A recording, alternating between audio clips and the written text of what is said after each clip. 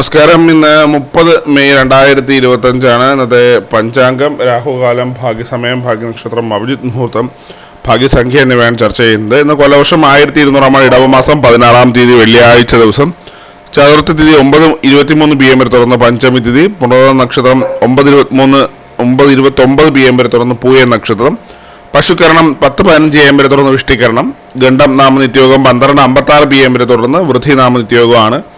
6 AM ഉദ്യോഗവും 6:33 PM അസ്തമയവും സംഭവിക്കുന്നു. Rahukalam 10:46 AM മുതൽ 12:19 PM വരെയും.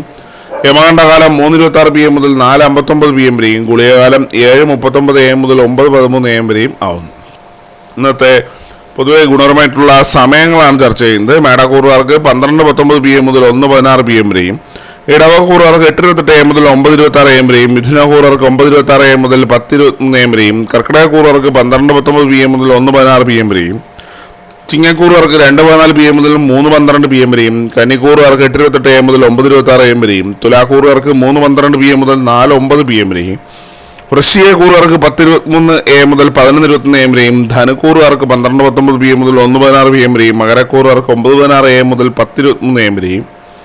കുംഭക്കൂറുകാർക്ക് 3:12 PM മുതൽ 4:09 PM വരെയും. മീനക്കൂറുകാർക്ക് 12:19 PM മുതൽ 1:16 PM വരെയാണ് പൊതുവെ ഗുണപരമായിട്ടുള്ള സമയങ്ങൾ. ഇന്നത്തെ പൊതുവെ ഗുണപരമായിട്ടുള്ള നക്ഷത്രങ്ങൾ 6 നക്ഷത്രങ്ങളാണ്: ഭരണി, കാർത്തിക, മകം, ചോതി, കേട്ട, ചതയം. ഇന്നത്തെ അഭിജിത്ത് മുഹൂർത്തത്തിൻ്റെ 1-ാം ഭാഗം 11:54 AM മുതൽ 12:17 PM വരെയും. 2-ാം ഭാഗം 12:21 PM മുതൽ 12:43 PM വരെയും ആവുന്നു.